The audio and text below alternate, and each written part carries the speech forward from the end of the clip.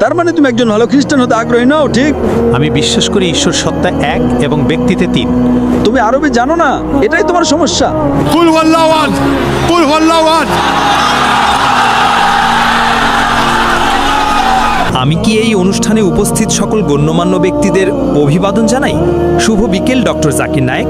আমি আমার সহপাঠীদেরও অভিবাদন জানাই।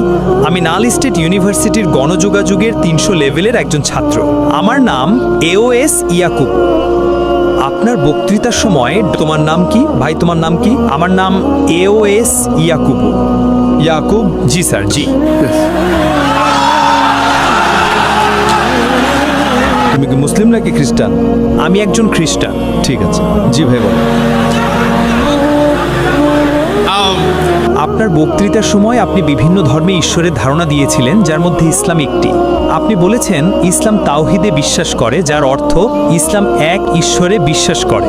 কিন্তু কোরআনের অনেক আয়াতে আপনি দেখবেন যে যখন ঈশ্বর কথা বলছেন তিনি আমরা সর্বনাম ব্যবহার করেছেন। এমনকি তিনি যখন সৃষ্টি করছিলেন, যেমন কোরআন অধ্যায় 95-4 তিনি বলেছেন যে আমরা মানুষকে সুন্দরতম গঠনে সৃষ্টি করেছি। তিনি সেখানে আমরা সর্বনাম ব্যবহার করেছেন, যার মানে হলো সেখানে কেবল একজন ঐশ্বরিক সত্তা কথা বলছিলেন না, এর মানে সেখানে অন্য সত্তারাও ছিল। আপনি কি বুঝতে পারছেন? এবং আমি তোমার প্রশ্নটা খুব ভালো করে বুঝতে পেরেছি। আমি এর উত্তর দেব ভাই ইয়াকুব। জি স্যার। আমি জানি খ্রিস্টানদের জেকব বলা হয়। এই প্রথম আমি একজন খ্রিস্টানকে পেলাম যার নাম ইয়াকুব, অর্থাৎ অর্ধেক মুসলিম হয়েই আছে। ইনশাল্লাহ আমরা আল্লাহর কাছে প্রার্থনা করি যেন তোমাকে হেদায়েত দান করেন। তুমি তো ইতিমধ্যে জেকব থেকে ইয়াকুবে পরিবর্তিত হয়েছো।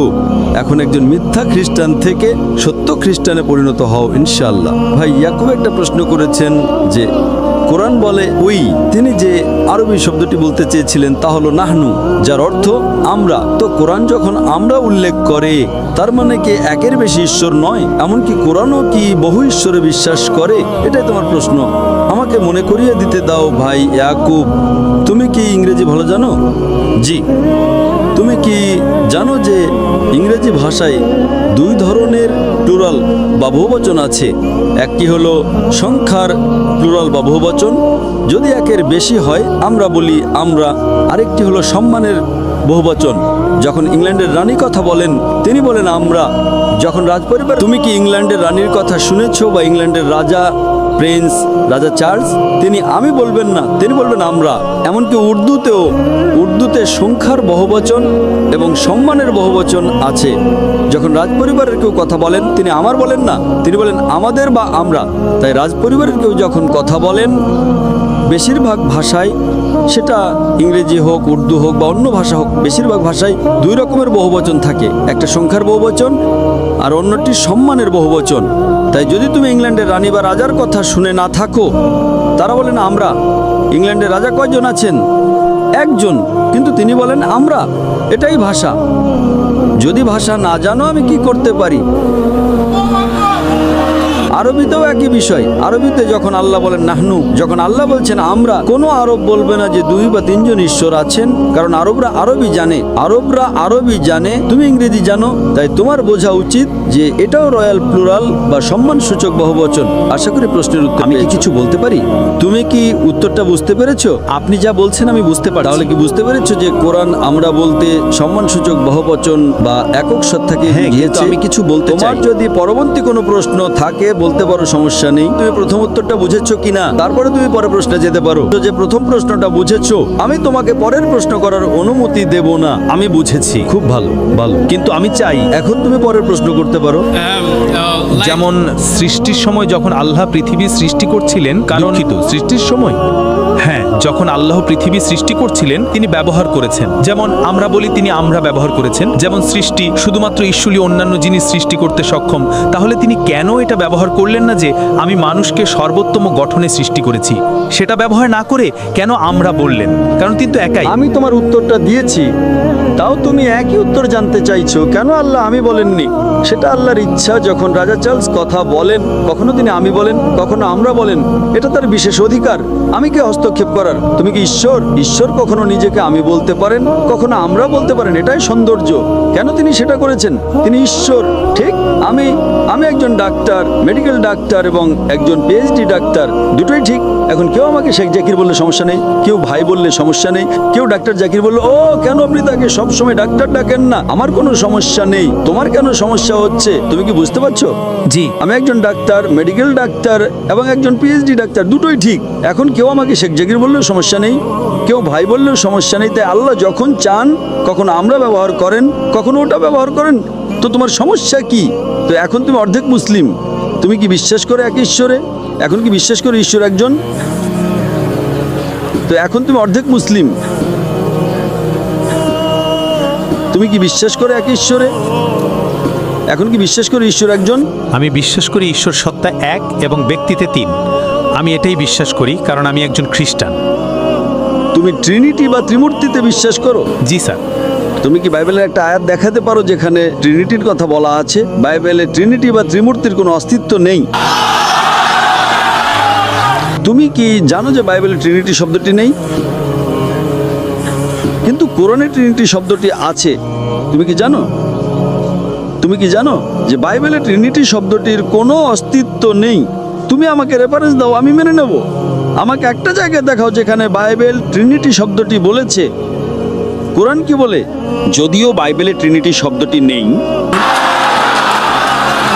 এটাই সমস্যা। তুমি বাইবেল অনুসরণ করো না, আমি বাইবেল অনুসরণ করি, কিন্তু সেটা তো আমি তোমার চেয়ে বেশি বাইবেল অনুসরণ করি। এই কারণেই বলেছি ভাই ইয়াকুব, তাই আমি বলেছি যে আমি তোমার চেয়ে ভালো খ্রিস্টান, কারণ তুমি যে অনুসরণ করো তার চেয়ে বাইবেল বেশি অনুসরণ করি। আপনি আমাকে শিখাতে দাও, তোমাকে শিখাতে দাও। বাইবেল ট্রিনিটি সম্পর্কে কিছুই বলে না। কোরআন বলে, কোরআন সূরা নিসা অধ্যায় 4 আয়াত নাম্বার 171 বলছে যে ولا تقولوا ثلاثة ট্রিনিটি বা তিন বলো না, انتهوا خير لكم. থামো, এটা তোমার জন্য উত্তম। কোরআন বলছে ট্রিনিটি বলো না, ট্রিনিটি কথাটি বলা বন্ধ করো, এটাই তোমাদের জন্য উত্তম। কোরআন এই বার্তা পুনরাবৃত্তি করেছে অধ্যায় 5 আয়াত 73।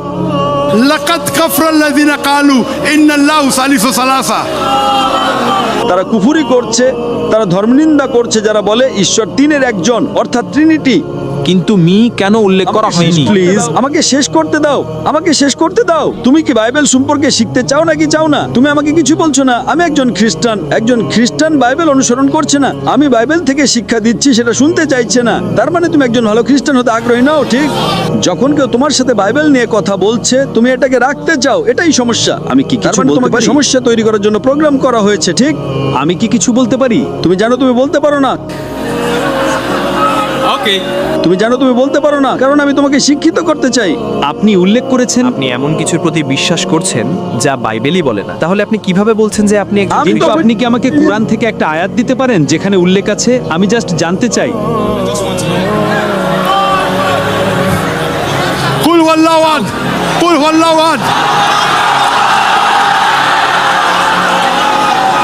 ওই একটা আয়াতে বলো, سورة إخلاص. سورة إخلاص. অধ্যায় 1 আয়াত নাম্বার 1 বলুন, قل هو الله أحد. আল্লাহ এক এবং অদ্বিতীয়। সমস্যা কি? কিন্তু আপনি উল্লেখ করেননি যখন আপনি আবৃত্তি হ্যাঁ, এটা করছিলেন। আছে। আমি যখন